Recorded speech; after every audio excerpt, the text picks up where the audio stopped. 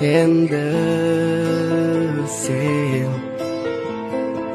do'stlaring qalbida mangu o'chmas xotirasan, aslo tark etmagansan bizni.